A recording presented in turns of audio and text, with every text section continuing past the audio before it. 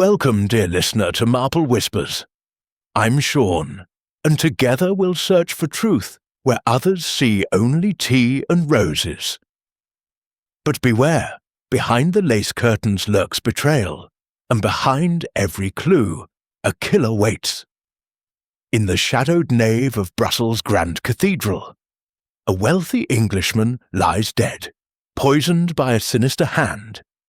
Enter Miss Jane Marple, the unassuming spinster with a razor-sharp mind, unravelling a web of greed, betrayal, and hidden relics. From a glamorous widow's tears to a scholar's dark secrets, every clue points to danger. A forged contract, a cursed chalice, a cryptic note whispering of serpents. As the clock ticks, Miss Marple's keen eye pierces the lies, racing to unmask a killer before they strike again. Will she solve the mystery in time? Chapter 1. The Shadow in the Nave. Miss Jane Marple paused at the threshold of St. Michael and St. Gudula Cathedral, her frail hand resting lightly on the heavy oak door. The air inside carried a chill that seeped through her woolen shawl, mingled with the faint scent of incense and polished stone. Brussels in early autumn had a crispness to it, but here, within these ancient walls, time seemed suspended, echoing the solemnity of centuries-old prayers. She had accepted her nephew Raymond's invitation to join him at his literary conference with polite enthusiasm. Yet it was the promise of this Gothic masterpiece that truly stirred her interest. The soaring arches and intricate carvings evoked memories of St. Mary Mead's modest parish church, but on a scale that whispered of grander intrigues and hidden sins. Beside her, Joan West, Raymond's vivacious wife, bubbled with excitement, her sketchbook tucked under one arm and a pencil already poised. "Isn't it magnificent, Aunt Jane? Look at those windows, pure Rubens in glass. I could spend hours capturing the play of light on the pillars." Joan, ever the artist, saw the world in strokes and shades, while Miss Marple preferred to observe the subtler canvas of human behaviour. They proceeded down the nave, their footsteps muffled on the worn flagstones. Tourists milled about in small clusters, guidebooks in hand, their voices a low murmur against the distant hum of organ pipes being tuned. Miss Marple's keen eyes, undimmed by age, darted from face to face, noting the casual curiosity of visitors oblivious to the undercurrents that often lurked in such places. Churches, she reflected, were not unlike villages, sanctuaries of peace that occasionally harboured the darkest secrets. It began with a ripple, a subtle shift in the atmosphere. Near the high altar, a knot of people tightened, their whispers growing urgent. A verger in dark robes hurried past, his face etched with alarm. Miss Marple slowed her pace, drawing Joan to a halt. "Something's amiss," she said softly, her voice carrying the quiet authority of one accustomed to unravelling knots. Joan craned her neck, her artistic eye sharpening to detective mode. "Over there, by the side chapel. People are staring at a pew. And look, police are slipping in through the transept door. Not making a fuss, but they're here all right."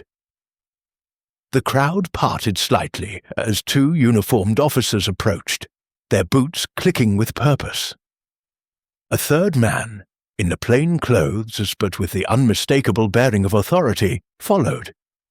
A Belgian inspector, Miss Marple surmised, from the clipped efficiency of his movements. He was tall, with a moustache that twitched like a barometer of suspicion, and eyes that swept the scene with predatory focus. Inspector Duval, she would later learn his name, though at that moment he was merely a figure of intrigue. Whispers coalesced into fragments of fact. "A man, found just after dawn, slumped as if in prayer." Joan's grip tightened on her sketchbook. "They say he's dead. Poisoned, perhaps, No blood, no struggle, just gone." Miss Marple edged closer, her unassuming demeanour allowing her to blend into the periphery. The victim lay partially concealed by the pew's high back, but she caught a glimpse. A well-dressed gentleman in his 50s, his face ashen, one hand clutching a silver-headed cane. Sir Reginald Hargrove, the murmurs identified him, a prominent British industrialist, vacationing in Brussels with his entourage. His eyes, wide and unseeing, stared toward the vaulted ceiling as if seeking divine explanation for his abrupt end. No weapon lay evident, no spilled vial or suspicious mark. Yet the inspector's gloved hands probed carefully, and a medic nearby muttered about cyanide, swift, silent, and insidious. Miss Marple's mind raced, drawing parallels to that dreadful affair in St. Mary Mead years ago, where a seemingly innocent cup of tea had masked lethal intent. Who among the living, she wondered, had reason to hasten Sir Reginald's eternal repose? Inspector Duval straightened, his gaze raking over the onlookers. It lingered a fraction longer on the foreigners, including Miss Marple and Joan, as if weighing their innocence against the backdrop of this sacred desecration. "Mesdames et messieurs," he announced in accented English, "the cathedral must close temporarily. Please exit calmly." As they were ushered toward the doors, Miss Marple cast one last glance at the shadowed nave. A single beam of sunlight pierced the gloom, illuminating a discarded glove near the body, innocent debris or a deliberate clue. The mystery had begun, and in her quiet way, she felt the familiar thrill of the chase. Brussels, it seemed, held more than architectural wonders. It promised a puzzle worthy of her unyielding scrutiny. Chapter 2. The Hotel Gathering. The chandelier in the Hotel Metropole's gilded lounge cast a soft glow over the assembled company, its crystal facets refracting light like a prism of secrets. Miss Jane Marple sat in a velvet-upholstered armchair near the fireplace, her knitting needles clicking rhythmically, a picture of serene inconsequence. Her nephew Raymond had secured their stay at this opulent establishment, a relic of Brussels' Belle Époque, where the air smelled faintly of beeswax and old money. The news of Sir Reginald Hargrove's death had swept through the hotel like a winter draught, chilling the guests and drawing them together in a tableau of whispered speculation. Inspector Duval, his moustache bristling with authority, had commandeered the lounge for his initial inquiries. He stood by a marble-topped table, his notebook open, his eyes sharp as a hawk's. The Hargrove party, summoned from their suites, formed a reluctant circle, each face a study in guarded emotion. Miss Marple observed them with the quiet intensity of one who had unravelled many a village scandal, noting how grief, fear, and calculation played across their features like shadows on a wall. Lady Evelyn Hargrove, Sir Reginald's widow, was the first to draw attention. Barely 30, with the polished beauty of a former stage actress, she perched on a divan, her auburn hair swept into an elegant chignon. Her black silk dress, though hastily donned, clung to her with theatrical precision. She clutched a lace handkerchief, dabbing at eyes that glistened with tears. Yet Miss Marple noted the careful pauses, as if tears were rationed for effect. "My poor Reginald," she murmured, her voice trembling like a well-rehearsed aria. "We were so devoted. Who could do such a thing?"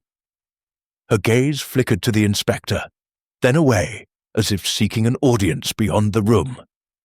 Beside her sat Victor Langford, Sir Reginald's business partner, a man in his late 40s with the sleek assurance of a financier accustomed to boardroom battles. His tailored suit was impeccable, but his fingers betrayed him, twisting a gold cufflink as if it were a talisman against scrutiny. He spoke sparingly, his voice clipped. Reginald and I had our disagreements naturally. Business is never without friction, but nothing to warrant this." His eyes darted to Lady Evelyn, a glance so fleeting Miss Marple might have missed it had she not been watching. Clara Hargrove, Sir Reginald's niece, occupied a corner chair, her plain wool dress and unadorned features a stark contrast to her aunt's glamour. At 22, she had the air of a scholar, her hands folded tightly in her lap, her brown eyes fixed on the Persian rug, as if it held the answers to the universe.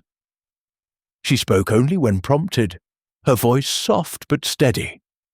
"Uncle was kind to me," she said, "though he worried about my future." Miss Marple detected a tremor in her words, a hint of something unspoken, like the faint crack in a porcelain cup. The final member of the party was Dr. Emile Moreau, a Belgian physician with a lined face and gentle demeanour, who had been treating Sir Reginald for a minor heart complaint. His grey hair was neatly combed, his spectacles polished to a gleam, but his hands fidgeted with a pen, betraying a nervousness at odds with his professional calm. "I prescribed only a mild sedative," he insisted when Duval pressed him. Sir Reginald was in good spirits, eager to explore Brussels's history. His accent was soft, but his eyes avoided the inspectors, lingering instead on the ornate ceiling. Miss Marple, introduced by Raymond as his quaint aunt from an English village, drew no suspicion. She sipped her tea, her knitting a soft counterpoint to the room's tension, her mind cataloguing every gesture. Lady Evelyn's theatrical grief reminded her of Mrs. Langley in St. Mary Mead, whose crocodile tears had masked a motive for arsenic. Langford's restless fingers suggested a man with secrets, much like the butcher's son who had juggled 2 sets of books. Clara's reticence was intriguing, shyness or something deeper, and Dr. Moreau's unease hinted at knowledge he dared not share, not unlike the village doctor who had once concealed a patient's indiscretion. Inspector Duval paced slowly, his questions precise yet probing, like a fencer testing an opponent's guard. "Monsieur Langford," he began, "you dined with Sir Reginald last evening, oui? Witnesses saw you arguing in the hotel's restaurant." His tone was neutral, but his eyes gleamed with intent. Langford stiffened, his cufflink twisting ceasing abruptly. A minor disagreement over a contract. Reginald wanted to renegotiate terms for our textile venture in Antwerp. It was business, not personal. His smile was tight, a practiced deflection. Duval turned to Lady Evelyn. "And you, madame? You retired early, you say, but the night porter claims you left the hotel after 10. His moustache twitched, as if scenting a lie. Lady Evelyn's handkerchief paused mid-dab. "I needed air," she said quickly. "The evening was warm, and I walked the Grand Place. Surely there's no crime in that." Her voice rose, a touch too shrill, and Miss Marple noted the faint flush on her cheeks, anger or guilt. Clara, when questioned, admitted to spending the evening in her room, reading about medieval relics. "Uncle encouraged my studies," she said, her voice barely audible. "He thought Brussels would inspire me." Her fingers tightened in her lap, and Miss Marple wondered what inspiration or desperation lurked beneath her calm. Dr. Moreau confirmed he had seen Sir Reginald that afternoon, prescribing a routine dose of digitalis. "He was in fine health, considering his age," he said, adjusting his spectacles. "The cathedral fascinated him. He spoke of its history, the legends of hidden treasures." His words were measured, but his pen clicked incessantly, a nervous tick. As the questioning continued, Miss Marple's thoughts drifted to the cathedral. The body had been found in a pew near the side chapel, a place of quiet devotion. "Cyanide," the medic had whispered, was a poison of precision, requiring access and intent. Had it been slipped into a drink, a meal, or something more obscure? She recalled a case in St. Mary Mead where a poisoned lozenge had undone a greedy heir. The method here was less clear, but the motives were beginning to emerge. Greed, betrayal, perhaps even love twisted into malice. Joan, seated beside Miss Marple, leaned close. "It's like one of Raymond's novels, isn't it? Everyone's hiding something." Her eyes sparkled with curiosity, but Miss Marple only smiled faintly. Joan saw drama. Miss Marple saw patterns, threads of human nature woven into a tapestry of deceit. As the session concluded, Inspector Duval announced that no one was to leave Brussels without permission. The Hargrove party dispersed, their faces a gallery of unease. Lady Evelyn swept out, her handkerchief forgotten on the divan. Langford lingered, murmuring to Clara, who nodded curtly. Dr. Moreau slipped away, his pen still clicking like a metronome of guilt. Miss Marple gathered her knitting, her mind alight with possibilities. The Hotel Metropole, with its polished surfaces and hidden corners, was not unlike St. Mary Mead's quiet lanes. Both harboured truths that required only patience and observation to uncover. The cathedral's shadow loomed large, and she sensed that its secrets were only beginning to unfold. Chapter 3. Whispers of the Past. The grand place glittered under the late morning sun, its guild halls adorned with golden filigree that seemed to mock the sombre mood of Miss Jane Marple as she strolled across the cobbled square. Brussels, with its blend of old-world charm and bustling modernity, reminded her of market days in St. Mary Mead, where gossip flowed as freely as tea. Yet here the stakes were higher, the secrets sharper, and the death of Sir Reginald Hargrove cast a pall that even the city's vibrancy could not dispel. Her gloved hands clasped her handbag, and her sharp eyes, hidden behind a mild expression, scanned the faces of passers-by, searching for clues in their unguarded moments. Joan West trailed beside her, her sketchbook now filled with quick studies of the cathedral's arches, though her chatter had turned to the morning's revelations. "They're saying Sir Reginald was poisoned with cyanide, Aunt Jane.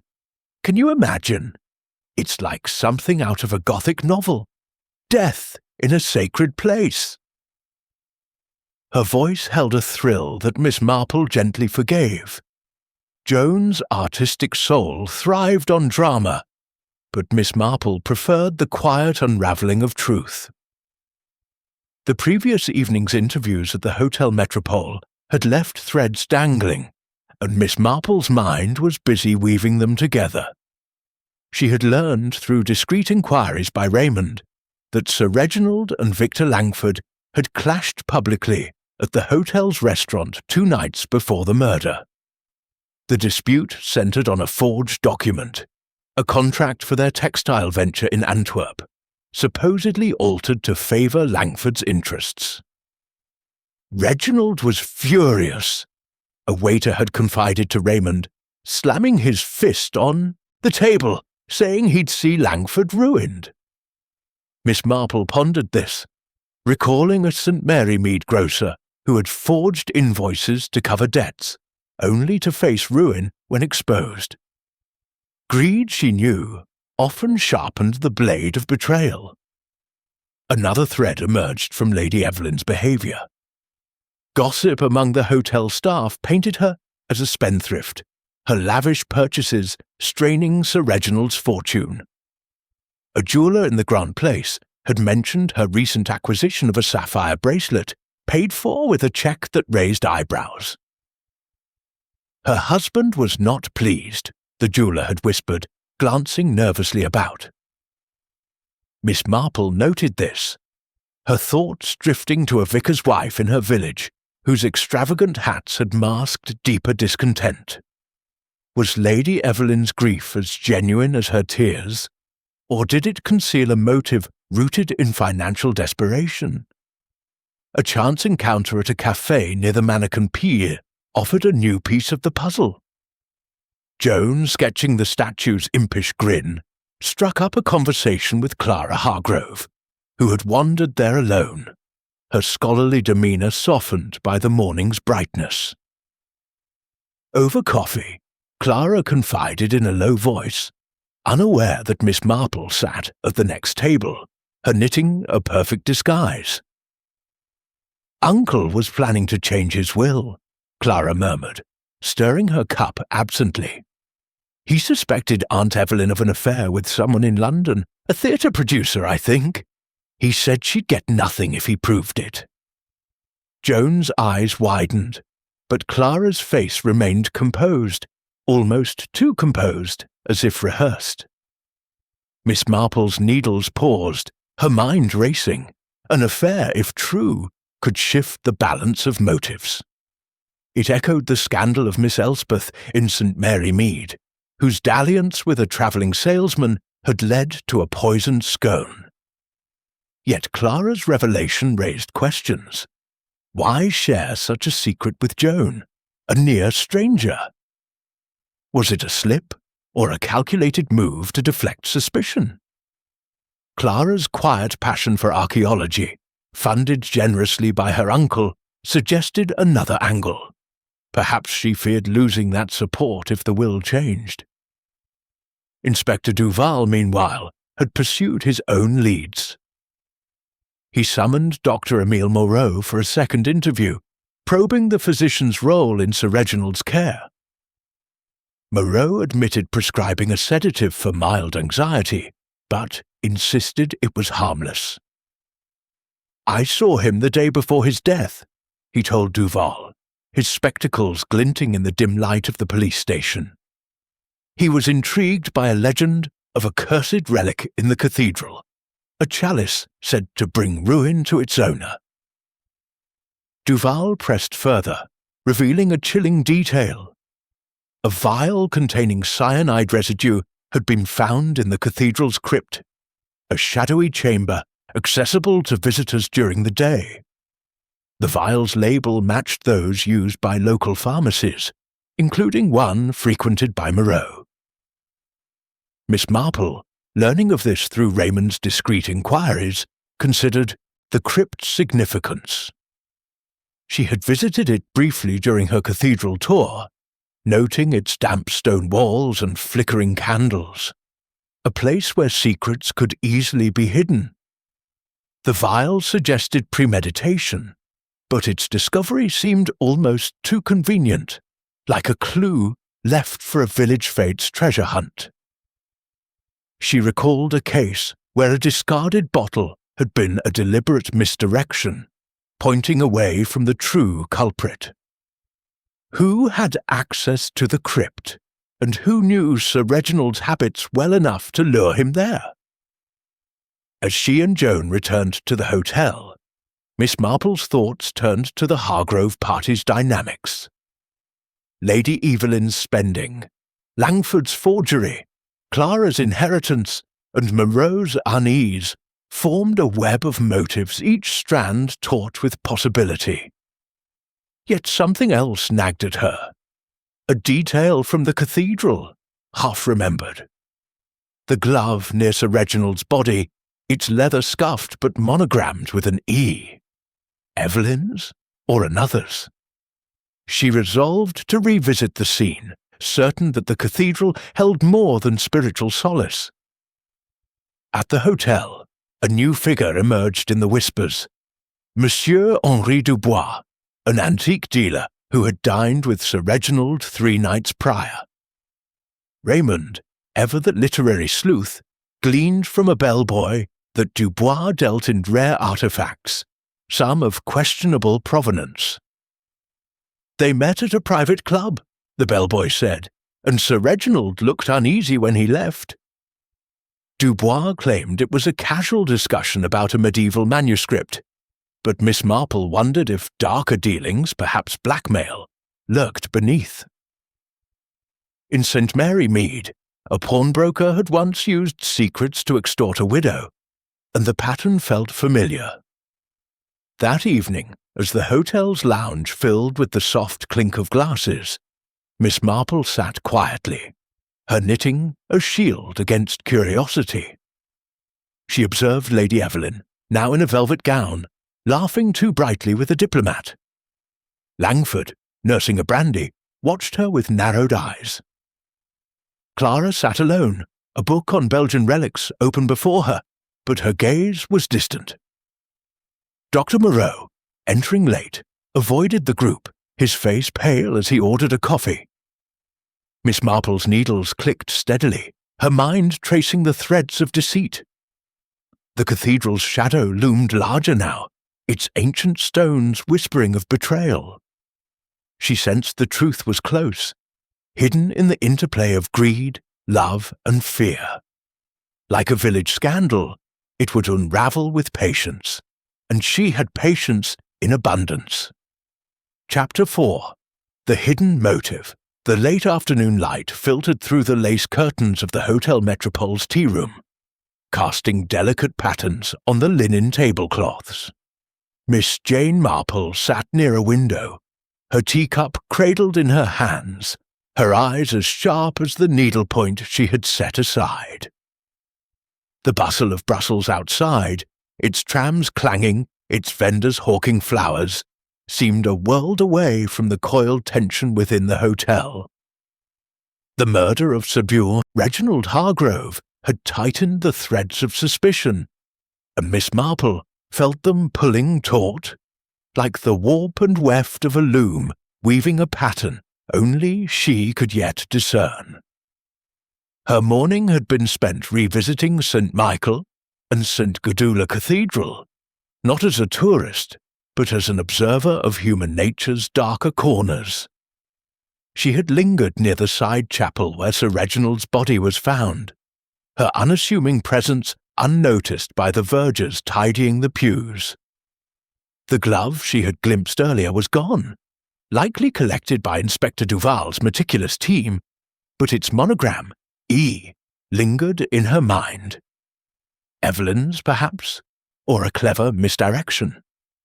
She recalled a St. Mary Mead incident where a lost scarf had pointed to an innocent party, while the true culprit smirked in the shadows. Joan West joined her now, her sketchbook tucked away, her usual vivacity tempered by the weight of recent discoveries.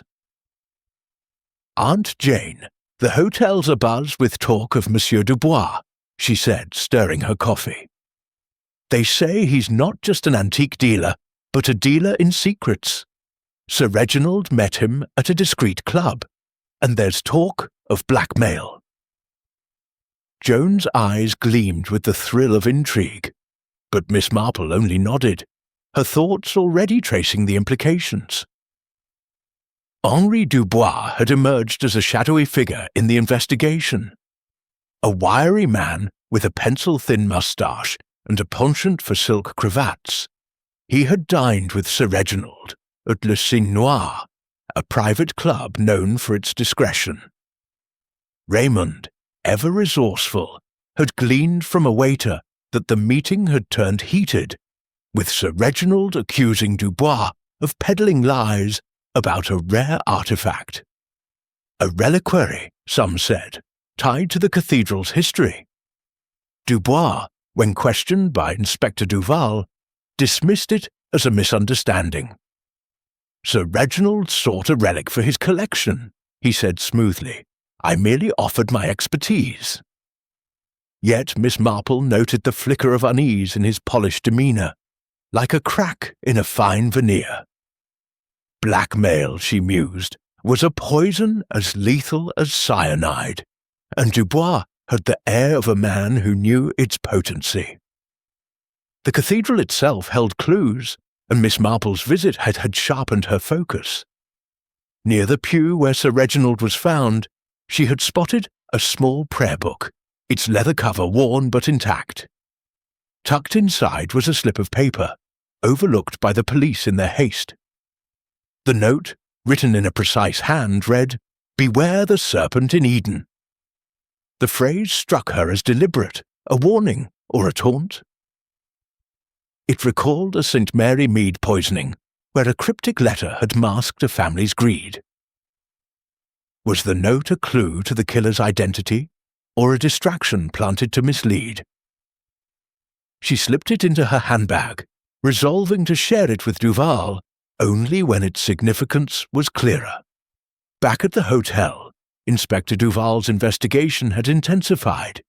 He had confronted Lady Evelyn Hargrove about her late-night walk on the evening before the murder.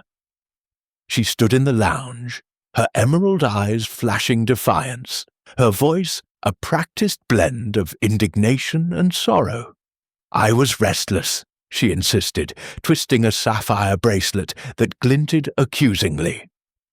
"The Grand Place is safe at night, and I needed to think. Reginald's business worries were wearing on us both." Her words rang hollow to Miss Marple, who noted the bracelet, likely the one purchased with that questionable cheque. Evelyn's alibi hinged on Victor Langford, who corroborated her story with a curt nod, his eyes avoiding hers. "She was back by 11, he said, but his fingers resumed their restless dance with his cufflinks, a telltale sign of discomfort." Miss Marple's thoughts turned to Langford's own secrets. Hotel gossip, filtered through Raymond's inquiries, suggested he had manipulated accounts in their Antwerp venture, siphoning profits to cover personal debts. Sir Reginald's discovery of the forged contract had threatened exposure, a motive as old as commerce itself. Yet Langford's unease around Lady Evelyn hinted at more than business rivalry. An affair, perhaps, or a shared secret binding them in mutual guilt. Miss Marple recalled a village shopkeeper whose ledgers hid more than financial misdeeds. And she wondered what else Langford concealed. Clara Hargrove, meanwhile, remained an enigma. Her quiet demeanour and scholarly pursuits seemed at odds with the undercurrents of the case. Yet, her revelation to Joan about Sir Reginald's plan to change his will suggested a deeper stake. Miss Marple had overheard a maid mention Clara's frequent visits to a local antiquarian bookshop, where she pored over texts about medieval relics. Was her interest purely academic, or did it connect to Dubois's shady dealings? The reliquary Sir Reginald sought might hold the key, its history intertwined with the cathedral's legends of betrayal and curse. Dr. Emile Moreau, too, warranted scrutiny. His nervous tics, clicking pen, adjusting spectacles, had grown more pronounced during Duval's questioning. He admitted visiting the cathedral the morning of the murder, claiming he sought its peace before a busy day. "I often walk there," he said, his voice strained. "It calms me." Yet the cyanide vial in the crypt, its label matching his pharmacy's stock, cast a shadow over his innocence. Miss Marple pondered his role, her mind drifting to a St. Mary Mead apothecary whose prescriptions had once masked a deadly intent. Was Moreau a victim of circumstance, or a player in a deeper game? As the tea-room filled with the soft clatter of china, Miss Marple sipped her tea, her gaze drifting to the Hargrove party across the room. Lady Evelyn laughed too loudly at a guest's jest, her bracelet catching the light. Langford stood apart, his face a mask of calculation. Clara, reading a slim volume on Gothic architecture, seemed lost in thought, but her fingers traced the same page repeatedly. Moreau, entering late, ordered a cognac, his hand trembling slightly. The note's cryptic warning, "Beware the serpent in Eden," echoed in Miss Marple's mind. It suggested knowledge of Sir Reginald's private fears, perhaps tied to his pursuit of the reliquary or his suspicions of infidelity. The cathedral, with its shadowed crypt and ancient relics, was more than a backdrop. It was a stage for human frailty.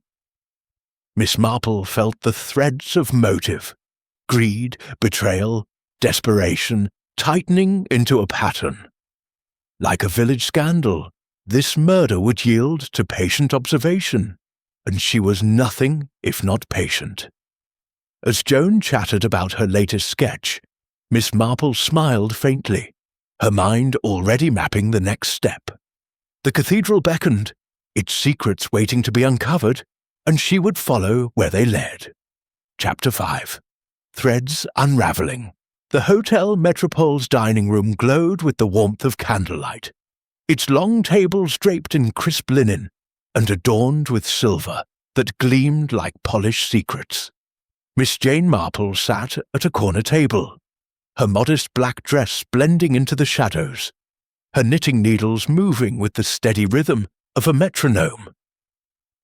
Raymond West had arranged this dinner to soothe the frayed nerves of Sir Reginald Hargrove's entourage, but the air crackled with unspoken tensions, as if the very chandeliers overhead could sense the storm brewing beneath their sparkle. Miss Marple's mild eyes roamed the room, catching the subtle interplay of glances and gestures, her mind as sharp as the paring knife in a St. Mary Mead kitchen. The Hargrove party occupied a central table, their faces lit by the soft flicker of candles. Lady Evelyn Hargrove, resplendent in a sapphire gown that matched her infamous bracelet, spoke with forced gaiety, her laughter a touch too bright for a widow of 3 days.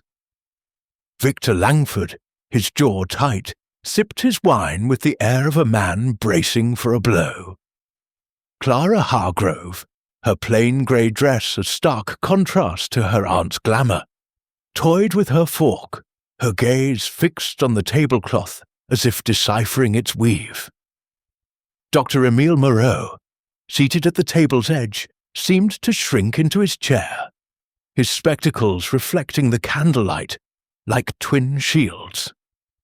Raymond, ever the genial host, steered the conversation toward neutral topics, Brussels' art, the charm of its cafes, but the effort was like tossing pebbles into a churning sea.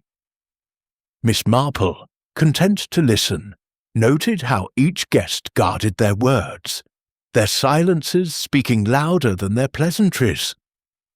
It reminded her of a St. Mary Mead dinner party, where a farmer's wife had concealed her husband's infidelity behind a brittle smile, only to unravel under scrutiny.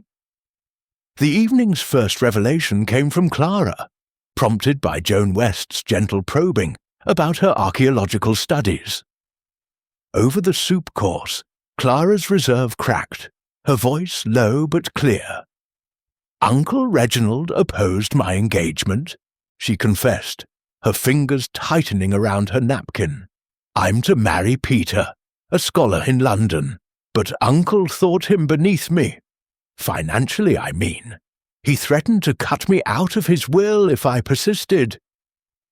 Her words hung in the air, and Miss Marple caught Lady Evelyn's fleeting smirk, quickly masked by a sip of wine. Langford's eyes narrowed, as if calculating the implications, while Moreau stared at his plate, his fork stilled. Miss Marple's mind turned to Clara's motive. A threatened inheritance was a powerful spur, as she had seen in the case of a St. Mary Mead seamstress who had tampered with a will to secure her future. Yet Clara's candour puzzled her. Was it genuine, or a calculated bid for sympathy? The girl's passion for archaeology, tied to the cathedral's relics, suggested another layer. Could her studies have intersected with Henri Dubois' shadowy dealings, perhaps involving the reliquary Sir Reginald had sought? Inspector Duval, though absent from the dinner, had left his mark. Earlier that day he had interrogated Dubois again, pressing him on the reliquary's provenance. The antique dealer, all silk and smiles, produced receipts showing he had sold Sir Reginald a medieval chalice, allegedly blessed by a long-dead bishop, but rumoured to be cursed. A trinket for a collector, Dubois insisted, but Duval's team had found traces of cyanide on a similar chalice in Dubois' shop, raising questions. Miss Marple, learning this through Raymond's discreet inquiries, pondered the chalice's role. Had it been the vessel for the poison, offered to Sir Reginald under the guise of a historical toast? It echoed a village fete where a poisoned cider jug had felled a greedy landlord. Dr. Moreau, drawn into the conversation by Raymond's mention of local legends, spoke hesitantly.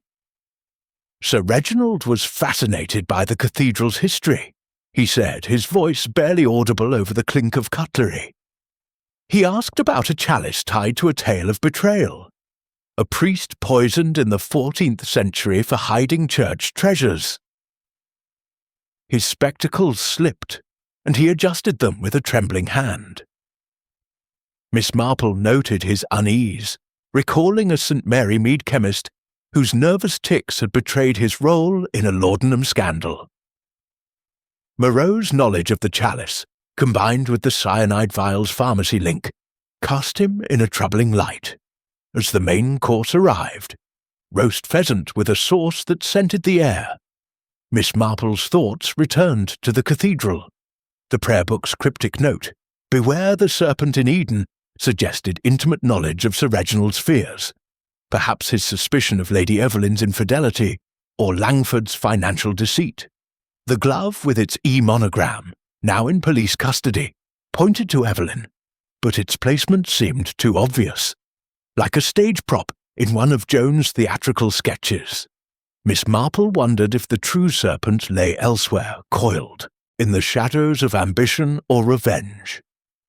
Lady Evelyn, perhaps sensing the scrutiny, turned the conversation to her late husband's generosity. "Reginald was so devoted to Clara's education," she said, her voice dripping with saccharine warmth. "He funded her digs, you know, though he worried she'd bury herself in dusty tomes." Clara flushed, her fork clattering against her plate, and Miss Marple caught the undercurrent of resentment. Was Evelyn's remark a barb, or a deflection from her own precarious position? The sapphire bracelet gleamed, a reminder of her extravagance, and Miss Marple recalled a St. Mary Mead widow whose jewels had masked a motive for murder. Langford, emboldened by the wine, spoke of their business ventures, his tone defensive. Reginald was too cautious, always checking ledgers. He didn't understand risk. His words were a challenge, and Miss Marple noted how his gaze lingered on Evelyn, a flicker of complicity or contempt. The forged contract, now public knowledge, hung over him like a guillotine. Yet he maintained his composure, a man accustomed to skating on thin ice. As dessert was served, a delicate mousse, Miss Marple excused herself, citing fatigue. In truth, she needed solitude to untangle the evening's revelations. Clara's threatened inheritance, Dubois' chalice, Moreau's nervous knowledge, and Evelyn's calculated charm formed a knot of motives, each pulling against the others. The cathedral loomed in her mind, its crypt a silent witness to the crime. She recalled the vial's discovery, its label too pristine, as if placed for effect. Like a St. Mary Mead garden where a buried bottle had pointed to the wrong suspect, this clue felt staged. In her room, Miss Marple sat by the window, the city's lights winking like conspirators. The chalice, the note, the glove, each was a thread in a tapestry of deceit. She sensed the killer's hand, cunning and precise, weaving a pattern to mislead. Yet human nature, as she knew from countless village intrigues, was predictable in its flaws. Greed, love, fear, these were the colours of motive, and she would trace them to their source. Chapter 6. The Cathedral's Secret. The twilight draped St. Michael and St. Gudula Cathedral in a mantle of mystery, its spires piercing the bruised sky like silent sentinels. Miss Jane Marple stood alone in the nave, her small figure dwarfed by the soaring columns, her shawl drawn tightly against the evening chill. The cathedral was nearly empty, save for a lone verger extinguishing candles near the altar, his footsteps echoing in the vast silence. She had slipped away from the Hotel Metropole after dinner. Driven by an instinct honed by years of unravelling village secrets, the cathedral, she sensed, held the key to Sir Reginald Hargrove's murder, its ancient stones whispering truths that human tongues concealed. Her visit earlier that day had yielded the cryptic note in the prayer book, "Beware the serpent in Eden," a phrase that lingered like a half-remembered tune. Now, under the dim glow of votive candles, she retraced her steps to the side chapel, where Sir Reginald had been found. The pew was unremarkable, its wood polished by centuries of devotion, yet she knelt as if in prayer, her sharp eyes scanning the floor. A faint irregularity caught her attention, a loose flagstone, barely discernible in the shadows. With a gentle press it shifted, revealing a shallow compartment beneath, empty but dusted with a fine white powder. "Ah," she murmured, her voice a whisper in the sacred hush. "The serpent strikes from below." The residue, she suspected, was cyanide, hidden where none would think to look. It reminded her of a St. Mary Mead gardening shed, where a buried tin had concealed a poisoner's intent. Back at the hotel, the investigation had gained momentum. Joan West, ever eager for intrigue, had shared a startling discovery. While sketching the cathedral's interior for her portfolio, she had captured a figure in a shadowy alcove near the crypt. A silhouette adorned with a distinctive brooch. A silver peacock, its tail studded with emeralds. "It's Lady Evelyn's," Joan whispered over breakfast, her sketchbook open to the damning drawing. "I saw her wear it at dinner." Miss Marple nodded, her mind racing. The brooch placed Lady Evelyn at the cathedral the morning of the murder, contradicting her claim of a late-night walk in the Grand Place. Yet the brooch, like the glove with its E monogram, felt too obvious, a clue planted to mislead. In St. Mary Mead, a lost earring had once pointed to an innocent maid, while the true culprit smirked from the sidelines. Inspector Duval, relentless in his pursuit, had uncovered financial records that deepened the mystery. Victor Langford's embezzlement was no longer rumour, but fact. Sir Reginald had discovered discrepancies in their Antwerp venture, threatening to expose Langford's siphoned profits. "He was going to ruin me," Langford admitted under pressure, his polished facade cracking. "But I didn't kill him. I needed him alive to salvage the deal." His words rang with desperation, and Miss Marple noted the sweat beading on his brow, a mirror to a St. Mary Mead accountant who had crumbled under similar scrutiny. Clara Hargrove's archaeological pursuits added another layer. Raymond, through discreet inquiries at a local bookshop, learned that her recent digs in the Ardennes had been funded by an anonymous donor, channeled through Henri Dubois.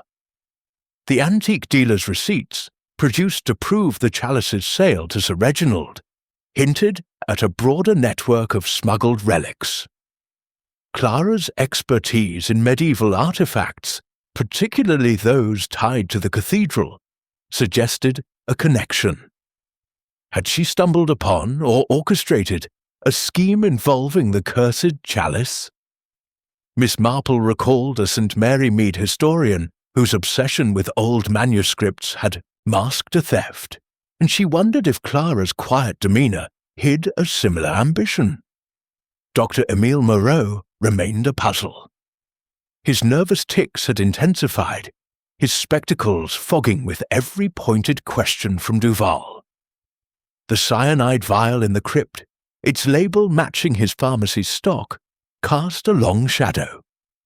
Yet his alibi was ironclad. He had been at a medical conference across town when Sir Reginald died, confirmed by colleagues. "I only prescribed a sedative," he repeated, his voice thin as parchment. "The vial is coincidence. Anyone could have obtained it." Miss Marple, however, sensed a deeper truth. In her village, a doctor's assistant had once used his access to drugs to settle a grudge, and Moreau's unease suggested knowledge he dared not share. As she stood in the cathedral, Miss Marple's thoughts turned to the chalice itself. Dubois had described it as a relic of minor value, but Sir Reginald's fascination suggested otherwise. Legends of a poisoned priest, betrayed by his own flock, echoed the note's warning of a serpent in Eden. Had Sir Reginald uncovered a secret tied to the chalice? Perhaps its illicit origins or a threat to expose Dubois' smuggling? The hidden compartment under the flagstone, with its telltale residue, pointed to a premeditated act, the poison concealed until the moment of use. It was a method both cunning and intimate, requiring knowledge of Sir Reginald's habits. Lady Evelyn's presence in the cathedral, marked by Joan's sketch, demanded scrutiny. When confronted by Duval, she admitted visiting early that morning, claiming she sought solace after a sleepless night. "Reginald's worries weighed on me," she said, her eyes glistening with practiced tears. "I prayed for guidance." Yet her peacock brooch, left in the alcove, suggested haste or carelessness, or a deliberate act to shift suspicion. Miss Marple, recalling a St. Mary Mead actress whose tears had masked a theft, wondered if Evelyn's grief was a performance, her visit a cover for darker deeds. The cathedral's silence pressed against her, amplifying her thoughts. The flagstone's secret compartment, the chalice's curse, the brooch's betrayal, each was a piece of a puzzle, their edges jagged with human flaws. She considered the Hargrove party's motives: Langford's financial ruin, Clara's threatened inheritance, Evelyn's extravagance, Moreau's nervous knowledge, and Dubois' shadowy dealings. Each could wield cyanide as deftly as a village gossip wielded rumours, but the truth lay in their connections, the hidden threads binding them to the cathedral. As she left the cathedral, the verger's candle flickered out, plunging the nave into shadow. Miss Marple stepped into the cool night, her mind alight with possibilities. The serpent in Eden was no mere metaphor. It was a person, cunning and close, who had struck with precision. Like a St. Mary Mead scandal, this murder would yield to her patient observation, and she felt the thrill of the chase quickening her pulse. The cathedral's secret was hers to uncover, and she would not rest until its truth was laid bare. Chapter 7. The Revelation. The drawing-room of the Hotel Metropole was a study in opulence, its gilded mirrors reflecting the soft glow of gaslight sconces, yet the air held a chill that no fire could dispel. Miss Jane Marple sat near the hearth, her knitting folded neatly in her lap, her serene demeanour masking the keen intensity of her thoughts. Inspector Duval had summoned the Hargrove party for what he called the final reckoning, and the room buzzed with the nervous energy of a stage before the curtains fall. The murder of Sir Reginald Hargrove, poisoned in the sacred hush of St. Michael and St. Gudula Cathedral, had woven a web of deceit, and Miss Marple sensed the threads were about to snap. The suspects gathered in a tense semicircle. Lady Evelyn Hargrove, her emerald eyes darting like a cornered doe, her sapphire bracelet catching the light. Victor Langford, his financier's poise fraying, his fingers stilling on his cufflinks for once. Clara Hargrove, her scholarly calm replaced by a pallor that spoke of sleepless nights. Dr. Emile Moreau, his spectacles fogged with anxiety, his hands clasped tightly, and Henri Dubois, the antique dealer, his silk cravat slightly askew, his smile brittle as cracked porcelain. Joan West, seated beside Miss Marple, clutched her sketchbook, her artistic flair subdued by the gravity of the moment. Raymond, ever the observer, stood by the door, his writer's instinct alert to the drama unfolding. Inspector Duval paced before the group, his moustache twitching with the confidence of a man who believed he held the answer. "Mesdames et messieurs," he began, his voice cutting through the silence, "the evidence is clear. Monsieur Langford, your embezzlement gave you motive to silence Sir Reginald before he exposed your crimes." He held up a ledger, its pages marked with damning figures, procured from the Antwerp Ventures Bank. Langford's face drained of colour, his protest a hoarse whisper. "I stole, yes, but murder? Never. I needed him alive to save the business." Duval's gaze shifted to Lady Evelyn. "And you, madame, your presence in the cathedral, marked by your brooch, contradicts your alibi. Were you there to confront your husband, perhaps over his suspicions of your infidelity?" Evelyn's hand flew to her throat, her voice rising in a practiced wail. "I was praying. I told you. I dropped the brooch by accident." Yet her eyes flickered to Langford, a glance Miss Marple caught, heavy with unspoken complicity. Before Duval could continue, Miss Marple cleared her throat, a delicate sound that commanded attention. "If I may, Inspector," she said, her voice soft but firm, like a village spinster correcting a wayward parishioner. All eyes turned to her, some with surprise, others with unease. Jake rose, her small figure radiating quiet authority. "The cathedral has indeed revealed its secrets, but the truth lies not in the obvious clues, the brooch, the ledger, the vial, but in the subtler patterns of human nature." She began to unravel the case, her words measured, each sentence a thread pulled from the tapestry of deceit. The poison cyanide was administered through the chalice sold by Monsieur Dubois. Its curse was no legend, but a clever disguise. The chalice was laced with poison during a private viewing arranged for Sir Reginald, who trusted its historical allure. Dubois shifted, his smile faltering, but Miss Marple continued. "The vial in the crypt, its label matching Dr. Moreau's pharmacy, was a distraction, placed to mislead. Its pristine condition suggested it was planted, not discarded in haste." She turned to Clara. "Miss Hargrove, your archaeological knowledge was key. You studied the cathedral's relics, including tales of a poisoned priest, and shared this with Dr. Moreau during one of your consultations. Your uncle's threat to cut your inheritance, to thwart your engagement, drove you to desperation." Clara's eyes widened, her hands trembling, but Miss Marple's gaze was gentle, almost pitying.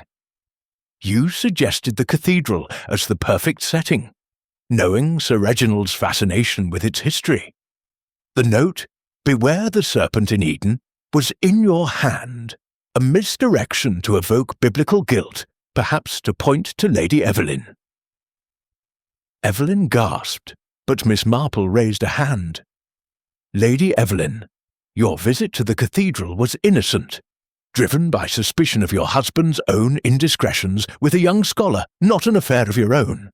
The brooch was a careless loss, not a clue to murder." Evelyn's shoulders sagged, relief mingling with shame. "To Langford," Miss Marple said, "your embezzlement was grave, but your guilt is financial, not murderous. You feared exposure, but you lacked the intimacy with Sir Reginald's habits to orchestrate such a precise act.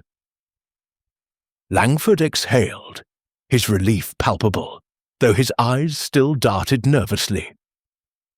Finally, she faced Dr. Moreau. "Doctor, your role is the heart of this tragedy. Sir Reginald uncovered a past scandal, a medical error you buried years ago, which could ruin you.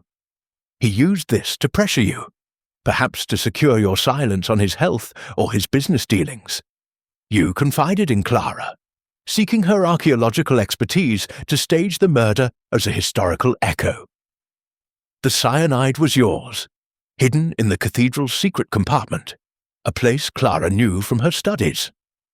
Moreau's spectacles slipped, his face ashen. I had no choice," he stammered. "He would have destroyed me."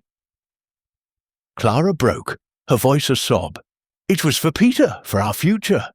Uncle would have left me nothing." Her confession spilled forth, detailing how she had guided Moreau to the chalice, suggesting the cathedral's side chapel as the ideal spot, its solitude perfect for a poisoned toast disguised as a ritual. The residue in the flagstone's compartment, tested by Duval's team, confirmed cyanide, tying the act to Moreau's supply. Duval, his confidence shaken, nodded grimly. "Mademoiselle Hargrove, Dr. Moreau, you are under arrest." As officers led them away, Clara's sobs echoed, and Moreau's head bowed in defeat. The room fell silent, the weight of truth settling like dust. Miss Marple resumed her seat. Her knitting resumed its rhythm. Joan stared, awestruck, while Raymond grinned, his writer's mind already spinning the tale.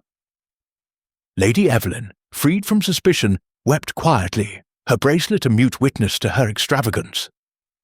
Langford, though spared, looked haunted, his financial sins exposed. As the group dispersed, Miss Marple gazed into the fire. "Human nature," she said softly to Joan, "is much the same, whether in a Brussels Cathedral or a St. Mary Mead cottage. Greed, fear, love, they weave the same patterns, and it takes only a patient eye to see them." The cathedral's shadow had lifted, its secret laid bare, and she felt the quiet satisfaction of a puzzle solved, its pieces fitting as neatly as her stitches.